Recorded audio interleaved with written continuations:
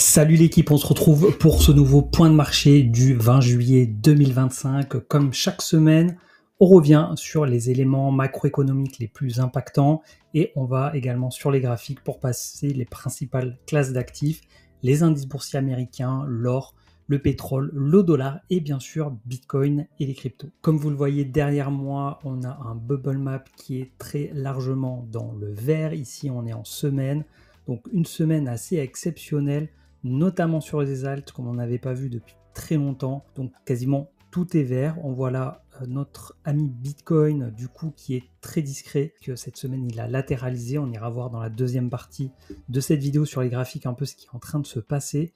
Mais clairement, comme vous l'avez lu dans le titre de cette vidéo, on a Ether qui est en train de reprendre de la dominance, qui reprend de la force et qui emmène avec lui le marché des alts. L'objectif de ce rendez-vous hebdo, il est simple, c'est d'avoir une vision claire sur les tendances en cours, les niveaux techniques clés et les éléments macroéconomiques à surveiller. On sort un peu la tête de l'eau, on prend un peu de hauteur, on coupe le bruit, on fait un petit point hebdo, on évite le bruit journalier et encore même hebdo. On pourrait le faire toutes les 2 semaines, voire éventuellement tous les mois. Donc c'est un rendez-vous pour prendre du recul, affiner nos analyses et être prêt aux différents scénarios que peut prendre le marché. Avant de commencer, je vous rappelle que je ne suis pas conseiller financier, je n'ai pas de boule de cristal, je vous partage simplement mon analyse et ma vision du marché basée principalement sur la psychologie des marchés au travers de l'analyse technique, et rien dans cette vidéo ne constitue un conseil en investissement.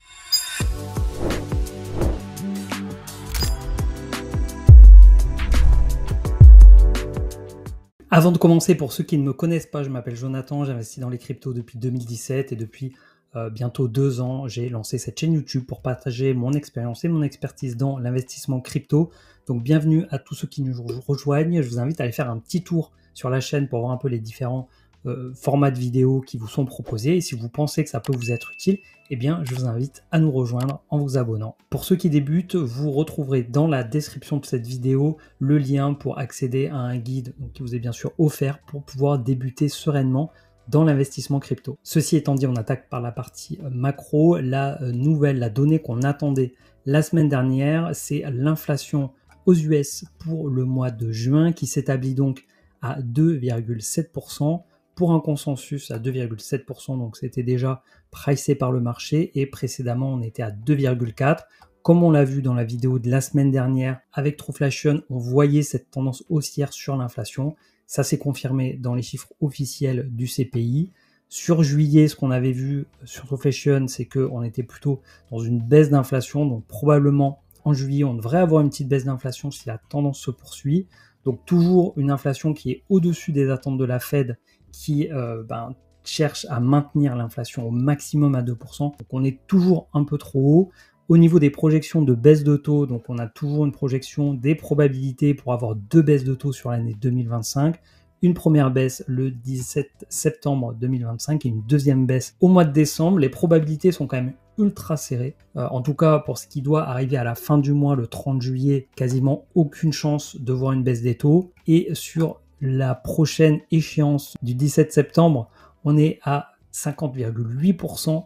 Voilà, donc ça reste quand même encore très très incertain en tout cas sur les probabilités de baisse de taux sur cette année 2025. Et malgré ça, comme on l'a vu sur Crypto Bubble et comme on le verra tout à l'heure sur le graphique, on a un marché crypto qui se porte plutôt extrêmement bien. Alors si on revient sur la semaine dernière, on a eu la signature officielle du Genius Act par Trump. Donc c'est comme indiqué ici un geste fort pour l'industrie crypto. Ça faisait partie de ses promesses de campagne lorsqu'il a été élu fin 2024. Donc des promesses qui pour le coup ont été tenues. Donc il y a eu un peu de retard par rapport à ce qui était prévu en raison de débats à la Chambre des représentants et au Sénat. Ils ont organisé une cérémonie vendredi dernier en présence de nombreux dirigeants du secteur crypto qui ont soutenu Trump, qui ont financé sa campagne. Donc voilà, tout ça c'est aussi en partie quand même politique. Parmi les figures de l'écosystème crypto, il y avait David Ripley, l'ancien PDG de Kraken, il y avait les frères Winklevoss, cofondateurs de Gemini, Brian Armstrong, le PDG de Coinbase, Jeremy Aller, le PDG de Circle.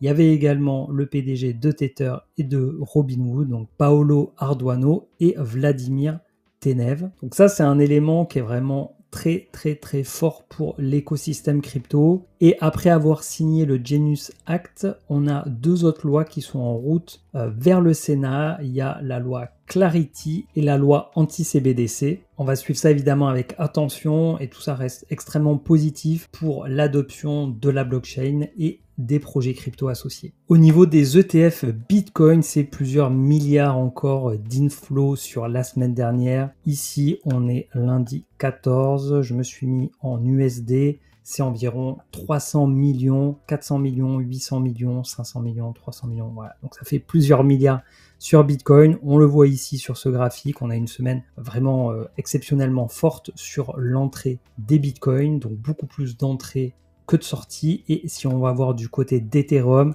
la tendance est encore plus forte. Regardez ça, on a vraiment des records historiques d'inflow sur Ether. Si je me mets ici également en USD, ce sont plusieurs milliards qui sont arrivés sur les ETF spot Ether, 260 millions, 192 millions, 726 millions, 600 millions, 400 millions.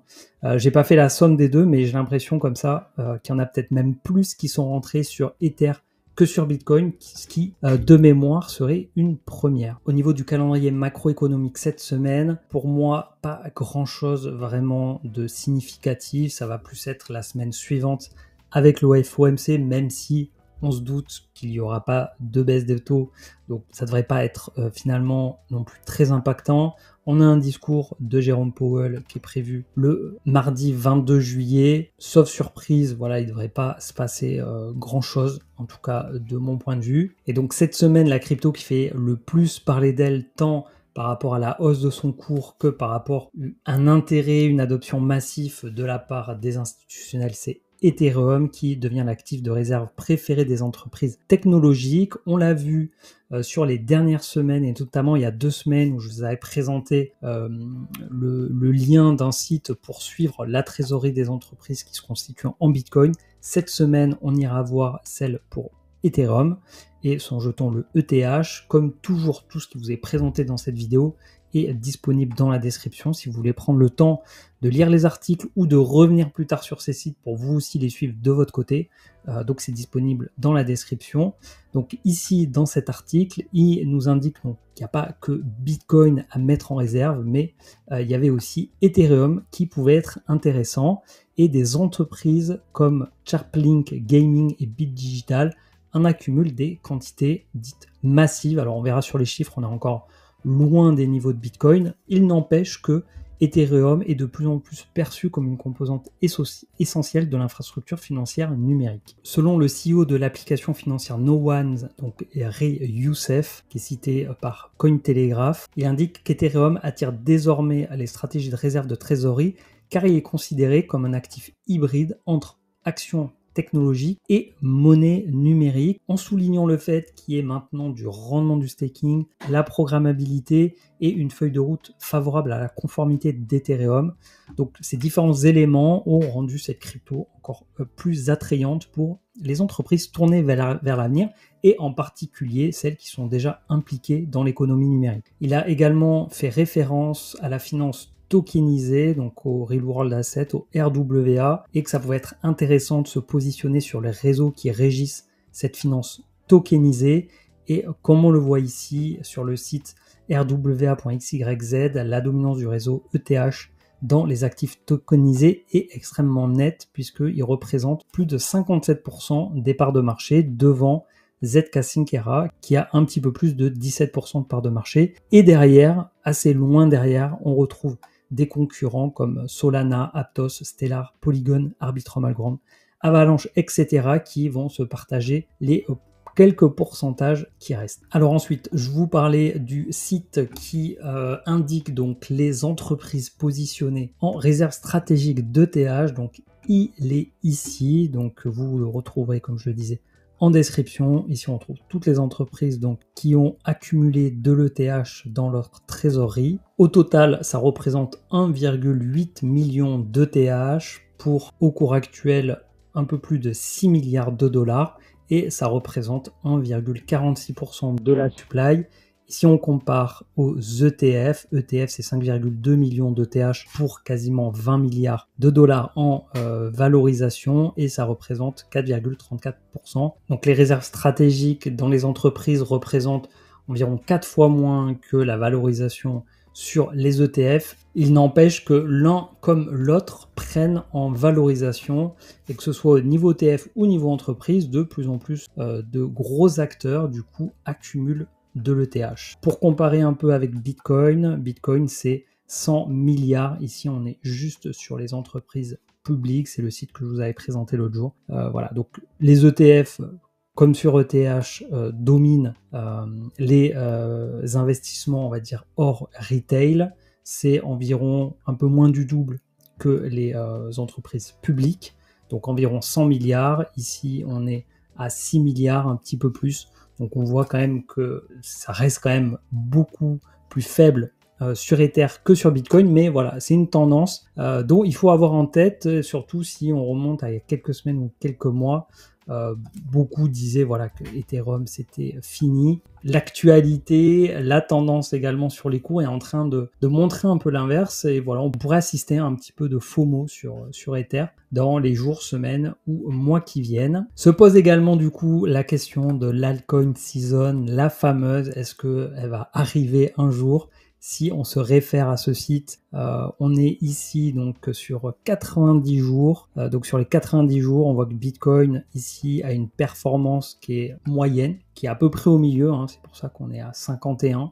Si on se met ici en mensuel, donc sur 30 jours, on a une grande majorité des 50 plus grosses cryptos du coup qui surperforment Bitcoin. Voilà, ici c'est bon, fallait pas que je bouge. Donc oui, là vous voyez donc Bitcoin qui sous-performe la majorité des alts du top 50 sur un mois. Hop, et donc là, si on regarde sur un mois, on serait du coup déjà en alt saison. Et si on regarde sur un an, Bitcoin reste quand même toujours en surperformance de la majorité des alts. Mais il y a quand même quelques alts du coup sur un an qui le surperforment. Mais si on se réfère à cet indicateur-là, du coup, c'est surtout la donnée sur 90 jours qui compte. Le dernier pic, c'était sur la fin d'année 2024. C'est là où on retrouve pas mal d'ATH sur les alts de ce cycle.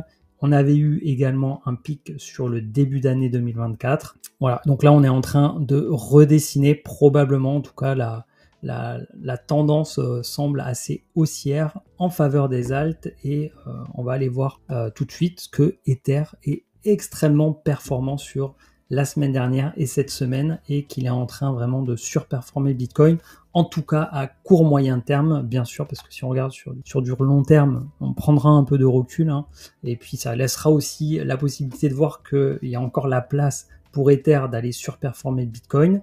Voilà, et donc on va passer du coup sur les graphiques. Juste avant, petit instant promo pour la formation Satoshi et le club privé La Crypto by Joe. Au vu de ce qui est en train de se passer en ce moment, je relance une offre de moins 25% avec le code BR2025. Vous trouverez toutes les infos en description pour accéder à une formation ultra complète de 10 modules. Tout est expliqué, tout est détaillé. Vous avez également des témoignages. Vous pouvez retrouver ici du coup tout ce qui est disponible dans la formation ou le club premium. Si vous avez des questions, n'hésitez pas à me les envoyer. Vous pouvez bien évidemment continuer dans votre coin à vous former, regarder des vidéos YouTube, lire des articles pour parfaire votre éducation sur l'investissement d'une manière générale et pour ici en ce qui nous concerne particulièrement la crypto. Mais voilà, si vous voulez intégrer un petit club privé, un club familial, un club de bons pères de famille, ici il n'y a pas de signaux, il n'y a pas de copy trading. Si vous voulez gagner beaucoup d'argent rapidement, c'est pas fait pour vous. Ici, on est vraiment plutôt dans un optique d'investissement long terme. On est là pour avant tout protéger son capital et le faire fructifier au travers de l'investissement crypto qui, pour moi, est la classe d'actifs qui présente le meilleur ratio risque-récompense. Voilà. Donc, si vous pensez que ça peut vous intéresser, je vous invite à aller faire un petit tour là-dessus. Et donc, j'ouvre cette promo dès maintenant de 25%, tout simplement parce que il est en train de se passer quelque chose et que probablement, si la tendance se poursuit dans quelques semaines, quelques mois, ce sera probablement plus compliqué, en tout cas, de rentrer sur le marché, même si, bien évidemment, il est tout aussi important de gérer sa sortie. On est sur des actifs qui sont très volatiles, voilà, donc il faut savoir sécuriser ses gains, prendre ses profits en cours de route, etc. Mais ça, je pense que vous le savez déjà. Ceci étant dit, on attaque aujourd'hui par Ether en premier, Ether qui est en train de nous faire une accélération assez impressionnante. Sur cette semaine, on est à 25% de hausse. Alors on avait déjà connu une très très belle hausse ici de 38% la semaine du 5 mai. On est sur une performance de 170% entre le point bas ici de la semaine du 7 avril et actuellement, donc on est dimanche 20 juillet après-midi, cette zone-là sur laquelle ETH est venu se poser fin de semaine dernière a tout simplement été une petite marche pour enclencher encore une belle bougie haussière, direction le plus haut historique de ce siècle, de ce cycle autour des 4000 $. Ensuite, la prochaine zone, ce sera l'ancien ATH historique autour des 4800 $. Il est probable ici quand même qu'on ait une zone de résistance un petit peu plus conséquente, un petit peu plus importante que celle autour des 3000 $. Donc probablement ici, il y aura une zone de résistance. On arrive également au niveau du RSI en zone de surachat au niveau des 70. Donc voilà, probablement un petit peu de résistance. Et puis voilà, on est sur une hausse sur le mois dernier. Là, on a 1, 2, 3, 4 semaines. On a Ether qui a fait plus 70%. Donc voilà, un petit peu de consolidation serait, je pense, somme toute normal. Je dirais même que ce serait plus sain. Je pense que si je voyais Ether empiler des bougies vertes, je pense que je sortirais assez vite de cet actif parce que tout simplement, quand on part en hyper euphorie comme ça, derrière, ça finit souvent assez mal.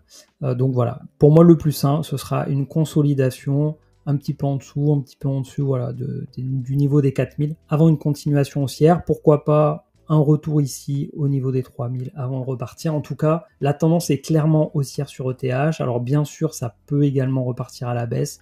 Maintenant, moi, ce que j'attends quand même, c'est une clôture hebdo, si possible mensuel au-dessus du record historique, hein, comme on l'a déjà évoqué, hein, selon la théorie de dos, on veut des plus hauts de plus en plus hauts et des plus bas de plus en plus hauts.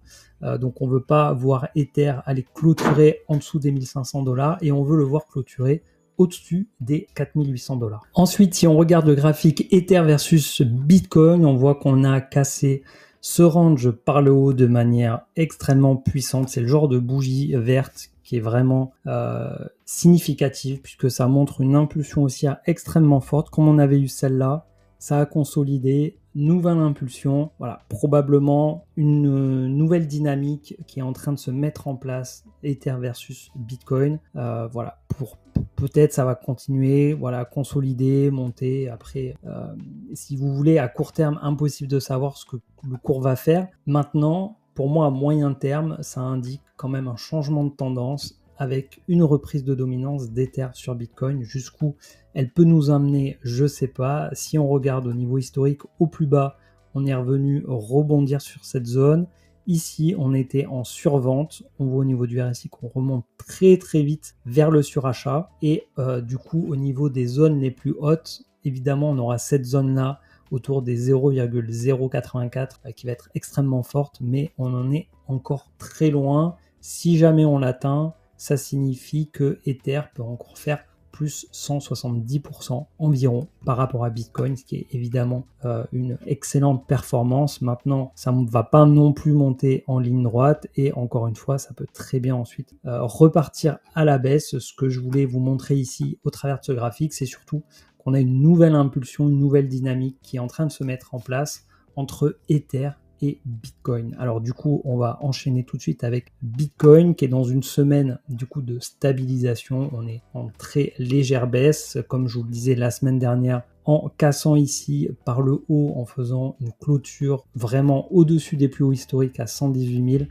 On a impulsé probablement le début donc d'une nouvelle phase d'expansion. Sur Bitcoin, on fonctionne en escalier sur ce cycle. Impulsion, stabilisation, impulsion, stabilisation, impulsion, stabilisation, impulsion, stabilisation. Et là, pour moi, c'est le signal qu'on est en train de repartir dans une nouvelle impulsion. Ça ne veut pas dire qu'à court terme, on ne peut pas revenir ici, faire ce qu'on appelle un pullback en revenant se poser sur la résistance qui deviendrait support avant de repartir à la hausse. Maintenant, encore une fois, dans tout ce que je dis, je suis extrêmement optimiste, je suis bullish, probablement trop, peut-être que j'ai des biais peut-être trop positifs, mais il ne faut pas exclure le fait que le marché peut se retourner et c'est pour ça que c'est important également de gérer son risque. Maintenant, c'est vrai que d'un point de vue macro, d'un point de vue mouvement de fond sur les institutionnels, ça reste quand même pour moi très bullish, d'autant plus que je ne sens pas l'euphorie des particuliers,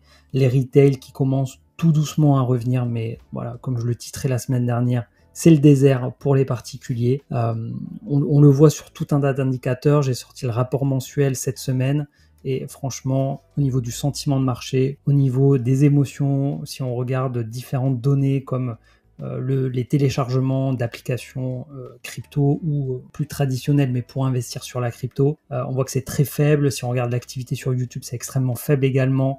Voilà, il y a très peu d'intérêt, on le voit au travers des recherches Google. Voilà, tout un tas de données qu'on peut suivre, que ce soit au niveau du sentiment de marché, au niveau on-chain également, qui nous indiquent que les particuliers ne sont pas encore revenus, voilà, qu'il n'y a pas une euphorie généralisée. Voilà. Donc pour moi, ça laisse entrevoir quand même la possibilité d'une continuation haussière, même si, encore une fois, je le répète, il faut rester vigilant et gérer son risque. Et il va falloir potentiellement également prendre ses profits en cours de route. Et pour ceux qui sont là depuis un petit moment, qui sont frustrés et qui, eux, pourraient ressentir un petit peu d'euphorie, ne pas repartir dans des délires de faire des fois 100, des fois 1000, de devenir millionnaire, tout ça, faut rester les pieds sur terre. On est au début de quelque chose, il est vrai. Si on regarde la Bitcoin dominance, du coup sans transition, on voit qu'on a cassé très très très fort là. Autant on avait une bougie très forte, Ether versus Bitcoin, vers le haut, et autant là on a une bougie rouge qui est extrêmement forte de la dominance du Bitcoin, qui casse du coup ce canal haussier et qui casse également ce support autour des 62%. Donc là, on devrait avoir une clôture hebdo du coup qui valide cette cassure des supports. Vraiment, c'est très franc. Maintenant, toujours pareil, moi j'aurais tendance à être toujours peut-être un petit peu trop prudent, mais on l'a vu ici en fin d'année où on avait cassé également les deux supports ici. Et ensuite derrière, on était reparti en tendance haussière sur la dominance. Donc j'ai envie de dire vraiment, ce qui sera déterminant, c'est d'aller faire des plus bas ici sous les 60%, aller casser ici également cette zone-là. Là, on aura des vrais signaux de altcoin season, et c'est probablement à ce moment-là déjà que, enfin c'est évidemment à ce moment-là, forcément si la dominance a baissé, que les alts auront déjà explosé. Donc après il y a plusieurs écoles, ceux qui vont se positionner en amont, ceux qui vont se positionner un petit peu trop tard, mais qui peut-être prennent moins de risques parce qu'il y a des confirmations de tendance du coup qui sont actées, donc avec peut-être moins de gains à aller chercher, mais peut-être moins de risques pris. Ensuite, il faut éviter de FOMO. Voilà, si on continue du coup à baisser, à un moment donné, il faudra être extrêmement vigilant sur les alts. Ce sera évidemment trop tard. Alors je vous dis ça, je pense probablement également trop tôt. Donc voilà, tout est question de timing. En tout cas aujourd'hui, ce que je peux vous dire, c'est qu'on a une tendance qui s'inverse. On a une bougie de cassure, c'est très net, c'est très clair. Voilà, maintenant il faudra voir du coup si la tendance se poursuit dans les semaines qui viennent. Je vous disais pas plus tard que la semaine dernière et celle d'avant aussi que je croyais assez peu à cette zone-là, qu'elle était peut-être un petit peu trop attendue, cette zone des 72%, et qu'on aurait une inversion de tendance avant. Voilà, peut-être que c'est ce point haut de 66% qu'on connaîtra sur ce cycle comme la dominance du Bitcoin avant, derrière, d'avoir une alt season. Maintenant, l'avenir nous le dira. Si on regarde le marché crypto dans son ensemble, le total, on voit qu'on est sur des plus hauts historiques. La tendance haussière suit son cours. Voilà, ça fait partie des raisons pour lesquelles aujourd'hui, du coup, je reste optimiste. Je vois pas encore de signaux de retournement. Au niveau des alts, donc on est sur Other, donc c'est toutes les cryptos en excluant le top 10.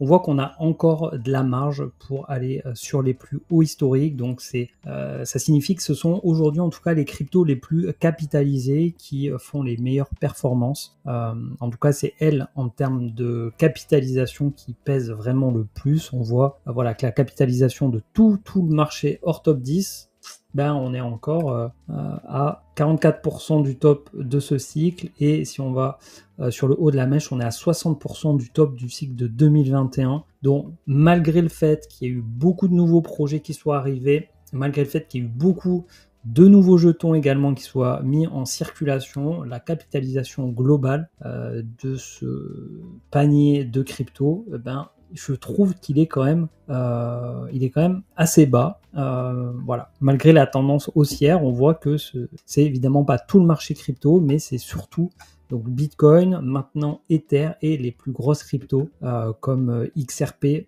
par exemple, qui tirent le marché vers le haut. Au niveau des indices américains maintenant, le S&P 500 qui est également sur des plus hauts historiques, clôture ici environ autour des 6300 points, c'est un record historique.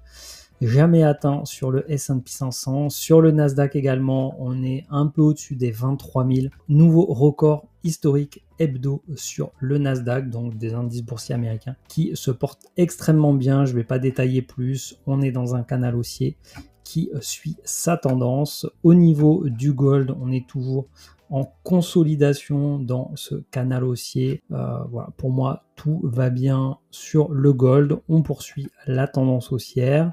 Au niveau du pétrole, pareil, pas grand chose à dire, hein, on est sur la zone des 70 $. Le dollar, lui, est en train de revenir tranquillement, petit rebond, là on est passé un petit peu en dessous, mais comme je vous le disais, là je fais un trait, ça reste assez précis, mais en réalité on est plus sur des zones, donc dans ce canal haussier, le dollar qui est venu du coup rebondir ici, même si le rebond voilà, reste quand même assez léger, hein, il va falloir attendre plusieurs semaines pour voir un peu la tendance du dollar. Est-ce qu'on a bien un rebond? Vous savez que moi, c'est le biais que j'ai, c'est le scénario qui me semble le plus probable d'arriver, c'est d'avoir un rebond sur le dollar. Et donc sur la paire euro-dollar, ça impliquerait probablement également du coup une baisse de l'euro versus le dollar, et donc une réintégration de ce canal baissier, malgré ici le breakout par le nord. Pour inverser la tendance, il faut aller casser ici ces plus hauts, faire des plus hauts que les précédents, ce qui n'est pas encore le cas sur l'euro-dollar, même si le canal baissier ici a été cassé. La probabilité que je vois la plus élevée donc sur l'euro-dollar, c'est d'avoir une réintégration du canal baissier dans les semaines et mois qui viennent. Voilà, donc un peu plus rapidement sur les autres classes d'actifs, je me suis pas mal attardé sur les cryptos, Bitcoin et Ether, les alts, ça bouge beaucoup. On retrouve enfin un peu d'action dans le bon sens sur les cryptos et ça fait plaisir. Je vous invite, si elle vous a plu, à mettre un petit like, à vous abonner si ce n'est pas encore déjà fait, à me dire en commentaire ce que vous en pensez, le grand retour d'Ethereum, la saison des alts. Je réponds à chacun des commentaires. Je vous souhaite une belle semaine. Je vous donne rendez-vous la semaine prochaine pour une nouvelle vidéo et d'ici là, portez-vous bien. Ciao.